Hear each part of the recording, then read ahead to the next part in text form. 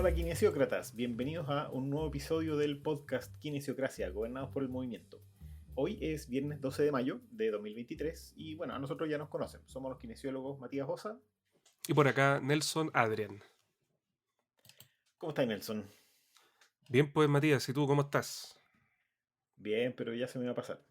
¿Se te va a pasar? Sí, sí, siempre se pasa. No dura mucho. Sí. Yo Oye, salí a de un propósito resfriado para de... entrar a otro. Así es esta época, sí.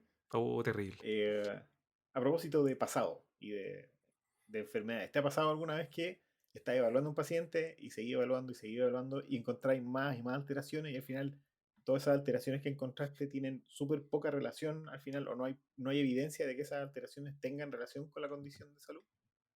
Sí, todo el tiempo, sí. Es algo con lo que tenemos que normalmente batallar un poco, porque claramente si, no sé, como un profesor me decía en la universidad, el que busca siempre encuentra, y eso no puede ser más correcto, porque si yo evalúo a alguien que tiene una dolencia difusa, yo si tengo en la cabeza de que es una patología específica, todos mis sesgos y mi evaluación me va a llevar a concluir que esa es la patología que tiene. Entonces nuestro proceso de razonamiento va a estar equivocado. Claro, el bendito sesgo de confirmación, que uno busca lo que encuentra Claro, y encuentra lo que está buscando. ese mismo. Sí, ahí se producen varios problemas y tenemos un par de artículos que comentan justamente eso. ¿Ya? Uno habla sobre los problemas del sobretratamiento y otro habla sobre la sobremedicación o medicinalización de la salud o algo así, o de la terapia física. ¿Cómo dirías tú Sí, que está escrito mira, eso? no sé cómo lo podemos traducir directamente al español, pero ahora hablas justamente sobre la sobremedicalización, ya que ese sería como el primer proceso y que después va a rebotar directamente en el sobretratamiento que se puede dar tanto por el médico como también por nosotros como kinesiólogos. Entonces, nosotros vamos a estar expuestos a eso y por supuesto también los pacientes que vayan a consultar por algún tipo de condición, sobre todo las que son idiopáticas, ¿ya? Y que no tienen ninguna bandera roja. Esas son como las principales en donde existe un sobrediagnóstico, sobre medicalización, sobre tratamiento, entre otros de los términos que están en estos papers bien interesantes que estamos discutiendo ahora. Sí, mencionan algunos ejemplos incluso. ¿Ya? Ejemplos como problemas posturales, que uno tiende a corregir problemas posturales porque puede ser eso el dolor. Y pueden ver en el blog de Kinesiocracia, hay justamente un artículo sobre la postura, ¿no es cierto? Así es. De hecho, ese sería como descrito como uno de los problemas que están asociados al tratamiento y todo este problema de exceso de medicalización en la kinesiología. En el caso de la postura, es porque la postura hace muchísimo tiempo, estamos hablando de los tiempos más o menos como de Kendall o antes, ya se hablaba que la postura o los problemas de desalineamiento, entre comillas, iban a Ujú. ser los que podían causar una serie de problemática a nivel musculoesquelético, como sobrecarga, desgastes de tejido, por ejemplo, típico en el hombro, ya que estábamos hablando del hombro hace un rato, si tú tienes una protracción de hombro, eso cambia la posición que tiene la escápula y por lo tanto eso afecta la tensión de ciertos tendones y por lo tanto eso te da, en consecuencia, por ejemplo, una tendinopatía. Ahora, ¿cuál es el problema de eso? Varias cosas. Primero, que posiblemente si yo tengo eso como un driver, o sea, como algo que dirige mi forma de razonamiento clínico, probablemente yo voy a ir a buscar si es que esta escápula está mal posicionada, ¿ya? Y es muy probable que lo encuentre porque la posición más como, digamos, requerida o la más normalizada no existe. ¿Ya? ¿Y esto por qué? Porque montones de estudios durante muchísimos años en cuanto a postura han mostrado que la escápula responde simplemente a la adaptación de la actividad que hace una persona o incluso tiene que ver con factores emocionales. ¿Ya? Esa postura así como elevado los hombros hacia adelante muchas veces se asocia con una persona que, por ejemplo, puede ser más introvertida o que está pasando por algún problema emocional. Entonces, si nosotros consideramos que la escápula está mal posicionada, todo mi tratamiento y mis esfuerzos van a ir en pos de que esta escápula se reposicione. Y eso supuestamente va a mejorar el problema. Y ahí entonces tenemos un proceso de pensamiento que está alterado, porque estoy yo ya partiendo de una hipótesis que es, en este caso, es una hipótesis negativa. O que tiene poca evidencia, o sea que hay poca información. Lo que pasa es que yo creo que ahí hay una especie como de eh, del sesgo del superviviente. Y tenemos exposición nosotros, los kinesiólogos, a personas con patologías del sistema musculoesquelético en el área en la que trabajamos. Y empezamos a encontrar alteraciones, pero no tenemos el contraste con un grupo de personas sanas, a ver si esas personas sanas o asintomáticas o que no tienen problemas, tienen los mismos síntomas, o sea, tienen las mismas disfunciones. Entonces, es probable que la prevalencia de las disfunciones que encontramos en las personas con dolor sea similar a la que podríamos encontrar en personas sin dolor, pero no tenemos ese dato. Entonces, estamos asumiendo que a esta población en la que encontramos esas alteraciones y que son sintomáticas, hay una relación directa o de causa y efecto entre la disfunción que encontramos y la sintomatología que tiene la persona. Sí, y eso que tú dices es bien importante, o sea, la relación causa-efecto, ya que es algo que está súper bien descrito en la investigación hace tiempo y es como algo bien presente, que la correlación no es necesariamente causalidad. Y en este caso, un factor de riesgo, que puede ser, o sea, hay algunas cosas que son reconocidas como factores de riesgo, pero un factor de riesgo por sí solo no te gatilla una patología. O sea, tienen que haber un montón de factores de riesgo sumados, más un mecanismo lesional, más una situación y una persona que esté proclive, y si todo eso se mezcla, entonces uno puede tener una lesión. O sea, a lo que voy con esto, que una persona puede tener muchos factores de riesgo, pero si no está este evento desencadenante, entonces la lesión no se genera. Y eso que dices tú, Matías, del sesgo del superviviente, es súper interesante. No sé si nos podrías comentar un poquito como un extra.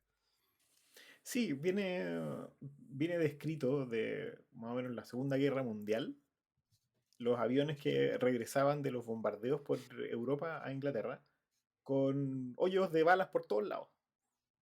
Entonces, eh, el ejército decía, tenemos que reforzar los aviones. ¿Y dónde los reforzamos? Y todos decían, bueno, hay que reforzar esta parte donde están llegando los balazos. Y un experto en estadística decía, no, todo lo contrario. Porque lo que nos está mostrando ahí es que esas son las zonas que los aviones pueden sobrevivir o pueden llegar al aeropuerto acá o a las bases sin problema. Tenemos que reforzar justamente las zonas que no tienen balazos porque esos deben ser los aviones que cayeron. Pero solamente tenemos datos o tenemos observaciones de los aviones que volvieron. ¿Ya? Y los que volvieron, volvieron bien. Entonces, esas zonas son seguras para recibir impactos de proyectiles, pero seguramente los que cayeron en el campo de batalla van a ser los que no tienen o los que tienen impactos en otros lados. Y esas son las zonas que habría que reforzar. Entonces lo que está diciendo ahí es que tenemos un sesgo con respecto a las observaciones, a qué es lo que nos llega. Y no estamos tomando en cuenta lo que no nos llega, que es de donde podríamos sacar también información valiosa. Y que ahí también donde ha aportado mucho los estudios que se han hecho en imagenología, ya que desde hace tiempo, de hecho en otros capítulos lo hemos comentado, de cómo, por ejemplo, se pueden ver en la columna, en la rodilla, en cadera, distintos tipos de alguna consideración anormal, ¿ya? En cuanto a que exista degeneración, esclerosis en la zona, hayan quistes subcondrales, por ejemplo, en el caso de la cadera, pero que se encuentran en un 60 o más por ciento de las personas por sobre 40 años. Entonces, ahí se da justamente que se ha visto con el tiempo que muchos exámenes imagenológicos lamentablemente me pueden llevar a confirmar. Entonces, si yo lo ocupo como confirmación, bueno, lógicamente voy a encontrar el problema y voy a pensar que es el causante. Por eso es que en varias partes se está promoviendo que la imagenología se utilice para descartar problemas graves y no para confirmar lo que es más típico o lo que se puede ver en la mayoría de las personas asintomáticas.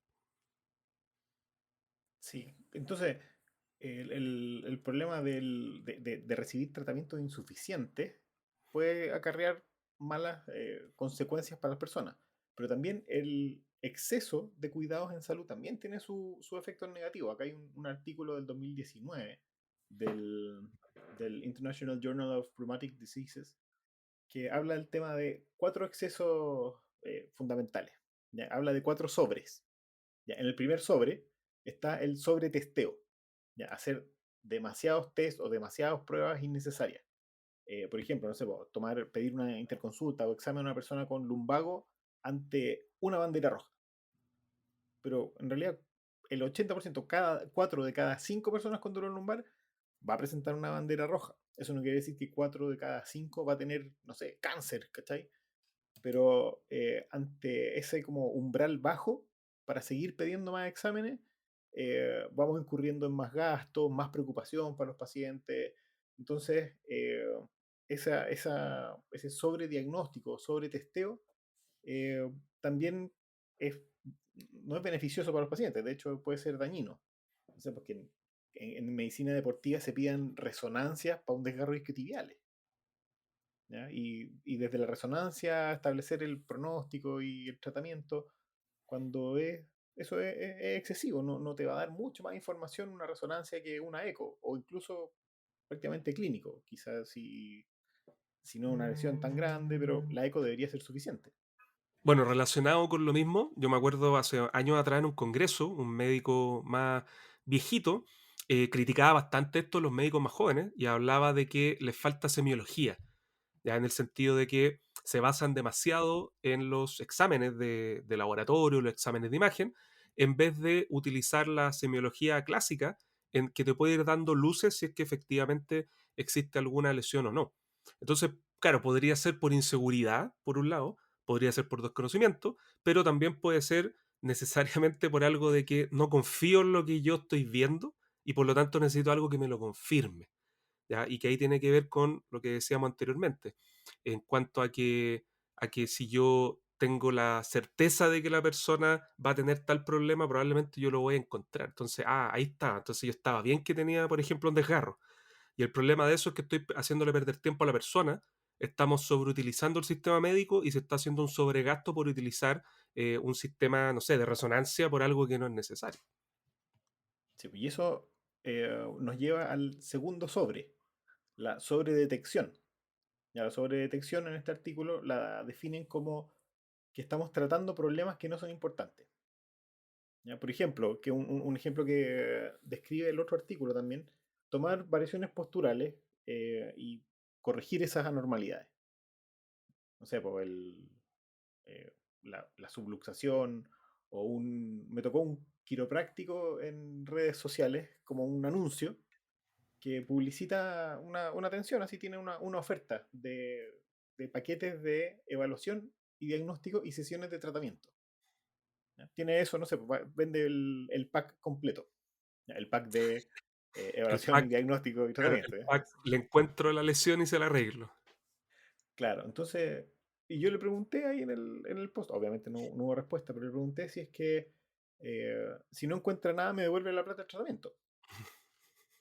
Y lo más probable es que va a encontrar algo porque quieren encontrar y van a inventar algo. O va a encontrar algo que puede que exista, puede que, no sé, suenen las articulaciones y uno, no sé, si no cacha mucho, va a tener claro que eso tiene alguna respuesta o algún efecto, pero que no va a tener ningún impacto en la salud.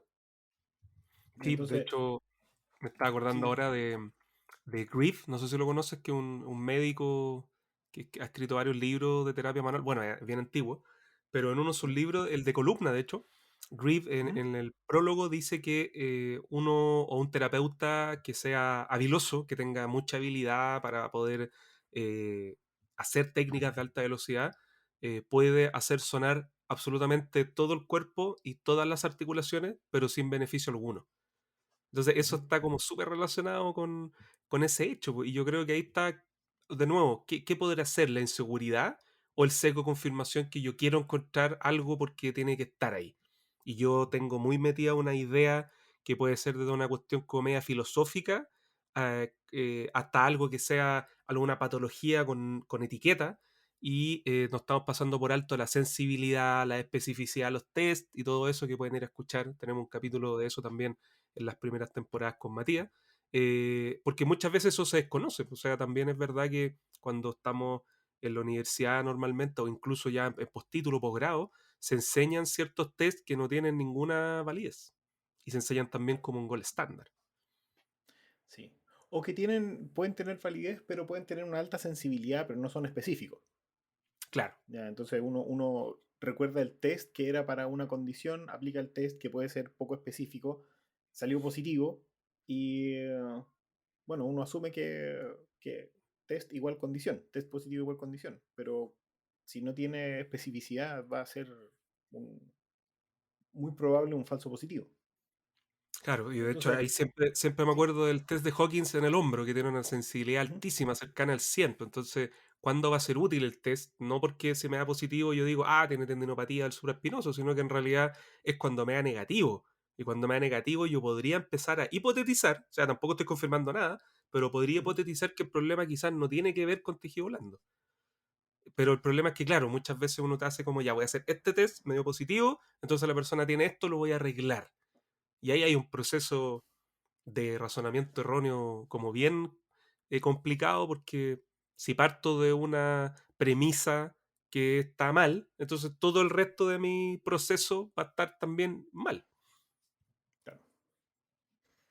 Entonces, en esta sobredetección que describen los autores aquí, está el encontrar condiciones de manera casual, ¿ya? El hallazgo en la imagen, el test positivo, y decimos, ya, esto necesita tratamiento. Ya, esto es más que aplicar más test de lo necesario, sino que agarrar ahora esos test que pueden haber sido innecesarios e interpretarlos como algo importante o algo relevante en la condición de salud. Que se hagan cirugías correctivas que al final no son mejores que el placebo por detectar estos problemas en imágenes. Y bueno, yendo directamente a la kinesiología, test para predecir o que dicen predecir el riesgo de lesiones, como el FMS, ¿ya? Que no ha demostrado ser mejor que el azar en la predicción de lesiones. Y ojo que el kit vale, no sé, $200, poco más, y tenéis Hay que uno de certificarte. plástico, sí, pues hay uno de ¿Ya? plástico que sale por ahí y hay otro de madera que es más bonito, pero es más caro. Ya. Y Sí. la certificación, súmale como $1000 más. Sí, no es barata. Yo en su momento la hice hace años atrás, viajé a otro país para hacerla y claro, o sea, al final el curso de certificación lo que hace es que te enseña a administrar el test, pero no te hablan de la utilidad, de evidencia que hay detrás ni nada. Entonces, lo poquito que hay de evidencia, por ejemplo, muestra que esa batería de test fue creada en equipos de fútbol americano en la NFL y fue Ya. creado pensando en esa población. Entonces, ¿cuál fue el problema? Que los primeros estudios que empezaron a comparar, por ejemplo, lo aplicaron en la NBA, lo aplicaron en equipos de atletismo, en diferentes deportes, y se encontraba que no había una correlación. Entonces, esos fueron como los bien interesantes primero que empezaron a cuestionar la utilidad de esto que además te da un puntaje. Entonces uno toma decisiones clínicas basadas en un puntaje. O sea, si tiene tanto puntaje, menos de 14, entonces yo debería ir para acá o debería hacer esta cosa o el paciente está en riesgo de. Entonces, claro, o sea, si uno empieza a extrapolarlo para todo, lamentablemente no funciona. Y de hecho, en este caso el test fue inventado pensando en eso, pero tampoco existía algún tipo de validez asociada. A diferencia, por ejemplo, el white balance, ese que es muy similar, que el test de ¿Mm? la Y, ya Sí. que proviene del Star Excursion Test, en donde el creador de este white balance, que es esta versión como simplificada, o uno de los promotores en realidad de este test, Phil Plisky, él es PhD, y él estudió la validez que tenía. O sea, antes de lanzarlo se hicieron un montón de estudios para ver si efectivamente aportaba o no aportaba algún tipo de valor diagnóstico. Que en este caso, como tú comentas, el FMS no está. O sea, y lamentablemente en algunos servicios de medicina deportiva se utiliza casi como el gol estándar. O sea, yo lo he visto, por ejemplo, en redes sociales, en equipos de fútbol en otros países ya por ejemplo, en el Bayern Múnich, y ahí se muestra como, oye, nuestro deportista, la cuestión, y es como, ya, pero se ve bonito ahí, pero no te está entregando ningún beneficio. Sí, bueno, en las notas del podcast van a estar los enlaces a estos artículos, incluyendo esta revisión sistemática que tomó 24 ensayos clínicos con el FMS y no encontró ninguna relación entre los resultados del test y la incidencia de lesiones en distintos grupos de estudio para cada uno de los 24 ensayos clínicos. poniendo como un clavo en el ataúd del FMS. ¿Ya? Sí, Algunos totalmente. estarán resucitándolo de todas maneras o tendrán mucha fe, pero nosotros promovemos aquí una práctica basada en evidencia. Justamente. Y de hecho, la palabra screening, que está implícita en el FMS, que es ¿Mm? screening del movimiento funcional, hay un estudio del equipo de Chad Cook, que es uno de los estudios que ¿Sí? estamos hablando acá, en donde llegan a la conclusión que no tenía tampoco factor como screening. O sea, que el valor que tenía, digamos, en cuanto a porcentaje era bajísimo, entonces no servía ni para diagnosticar, ni para ofrecer tratamiento, ni para hacerme un screening de una persona, o sea, para descartar condición. Entonces, no, abogamos por la práctica basada en la evidencia. Así es. Sí, bueno. El otro artículo, de nuevo, volviendo a los sobres, tiene un tercer sobre que es la sobredefinición. En esta sobredefinición se cambian los límites entre la salud y la enfermedad. ¿Ya? Muchas veces bajando el umbral para declarar una enfermedad o se expanden las definiciones de una enfermedad existente. Por ejemplo, promover esta noción de que el dolor es un quinto signo vital. ¿Ya? Hubo como una especie de campaña para tratar todos los dolores. Y esto, por ejemplo, en Estados Unidos llevó a la sobreprescripción y abuso de opioides, con una crisis tremenda en términos de salud pública por las adicciones y las sobredosis, porque las farmacéuticas estaban un poco engañando a los médicos diciendo que los opioides eran más seguros y eran más efectivos eh, de lo que en realidad son, ¿ya? Y trataban cualquier dolor con algún opioide. Entonces, esa sobredefinición, en el fondo, bajar el umbral y tratar todos los dolores mayores a cero. ¿Ya? Si tú lo pones en una escala categórica numérica, que tú decís de 0 a 10 cuánto duele, si es distinto de cero, hay que tratar ese dolor, ¿ya? Como síntoma. Además de quizá preocuparse de la causa, pero tratarlo como síntoma y las farmacéuticas decían, lo mejor que tenemos acá es este fármaco, prescríbaselo a todos sus pacientes y van a estar todos muy agradecidos. Y ahí están, pues.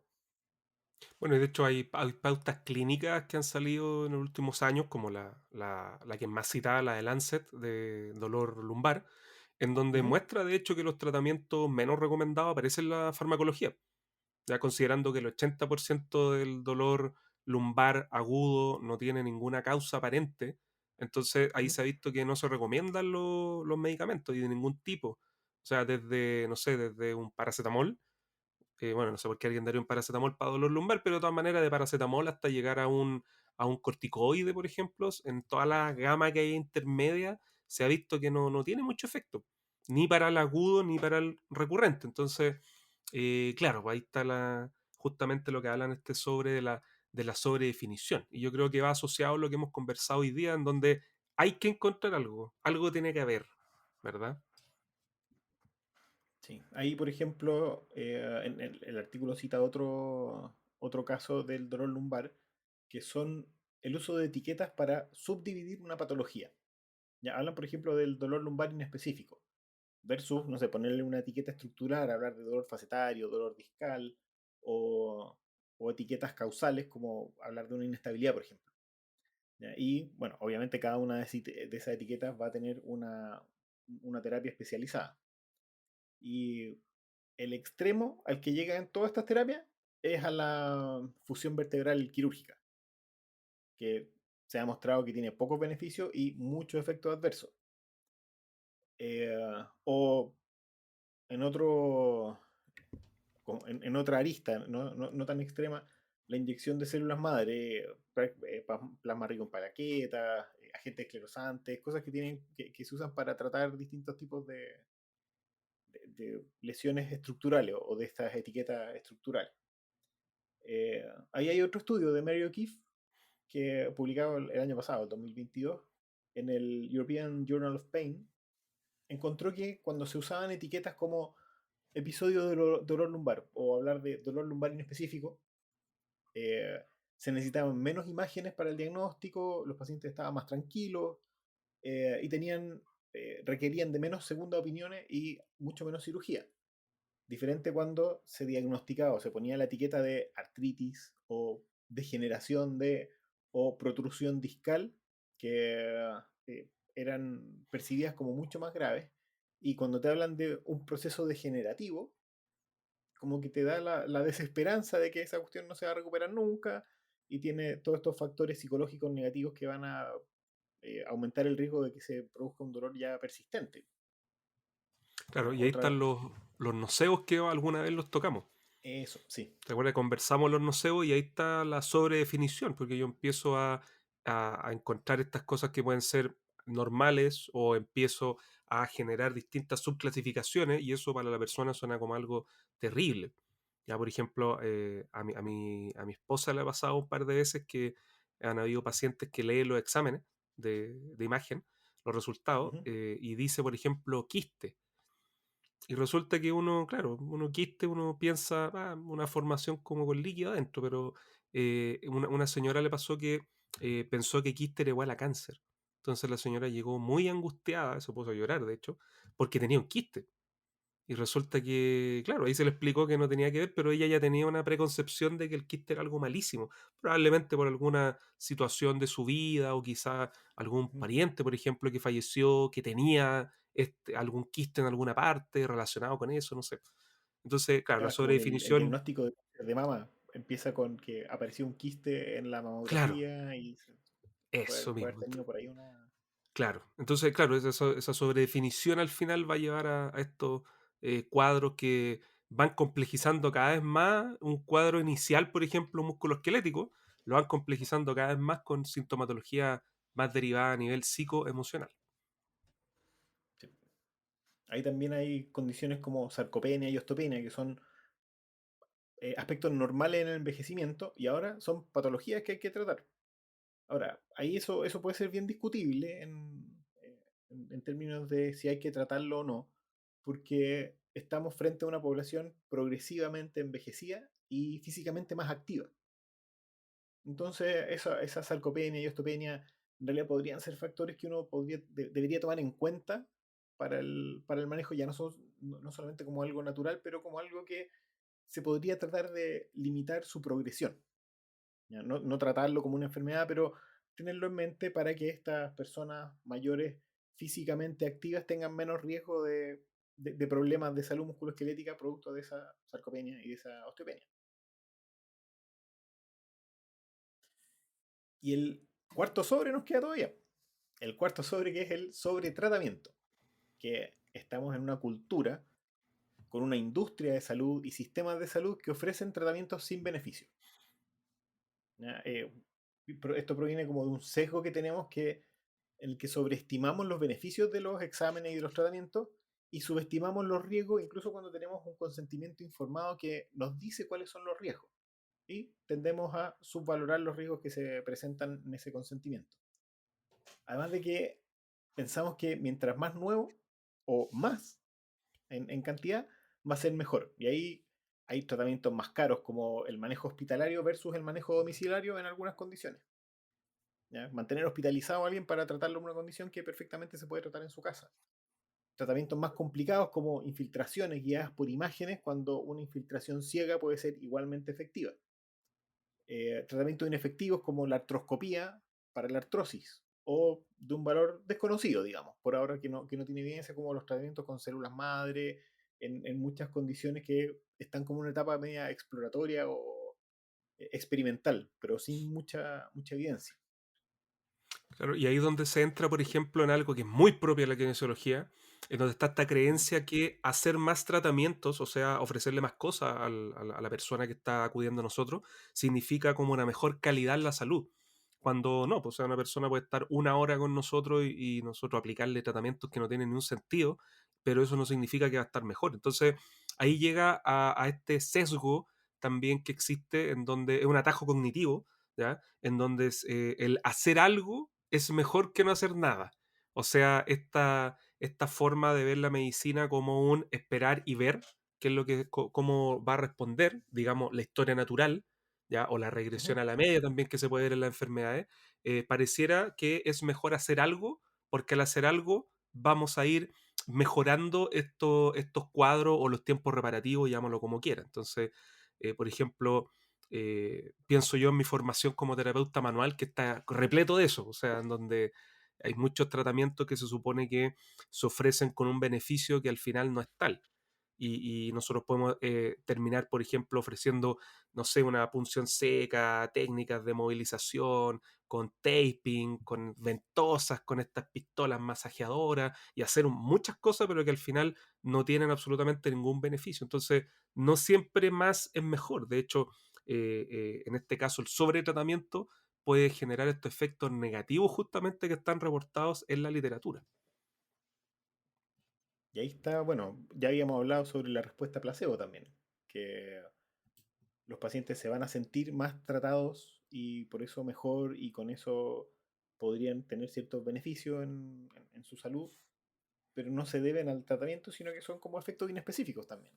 Y está nuestro propio sesgo de confirmación que dice, aplicamos este tratamiento y el paciente mejoró, sin tomar en cuenta, uno, la regresión a la media y dos, la respuesta placebo. Claro, y de hecho, lamentablemente, nosotros no tenemos una forma de anticipar o de hacer como un screening de quién va a responder bien al placebo. ¿Ya? Porque puede ser de que sí, es verdad, hay técnicas que responden bien en gran medida por placebo, pero yo no tengo forma de saber si es que eso se va a repetir o en qué tipo de características yo puedo desencadenar esta respuesta placebo. Entonces, mientras no tengamos eso, el uso juicioso del placebo tiene que estar siempre arriba, tiene que ser el que prime. Sí, y eso es algo que vamos a conversar en un episodio próximo con respecto a la ética del uso de los placebos. Excelente. Pero yo creo que por ahí estamos por hoy, ¿o no? Sí, me parece que cubrimos de mayor forma estos papers que nos sentamos a leer para compartir con los kinesiócratas. Y ahí lo tienen, los sobres de la salud. Recuerden que nos pueden encontrar en redes sociales, en Instagram y en Twitter somos @kinesiocracia. Tenemos una fanpage en Facebook, nos pueden buscar como Kinesiocracia Podcast. Y coméntenos en las redes sociales si es que les parece interesante este formato. Comentamos, discutimos los resultados de un estudio, aunque no sea tan reciente. Los estudios que comentamos hoy día son del 2017 para adelante. Hay algunos del año pasado, otros más antiguos. Los enlaces a los artículos que comentamos están en las notas del episodio. Este podcast está disponible en Apple Podcast, en Google Podcast, en Spotify y en otras plataformas. Ahora, si no encuentran Apple Podcast, por favor dejen una calificación y un comentario. Eso también nos ayuda para difundirlo. Y todo feedback es bienvenido. Comparte también este episodio y todo el podcast con quienes crean que les puede interesar. Nuestro correo, kinesiocraciapodcast@gmail.com, y ahí también recibimos sus comentarios, preguntas y sugerencias. Sí, en Spotify también se puede comentar y se puede calificar. Así que ahí también agradecemos los feedback que puedan existir y obviamente compartir para poder llegar a más gente. Eso. Hasta la próxima y sigamos en movimiento. Nos vemos.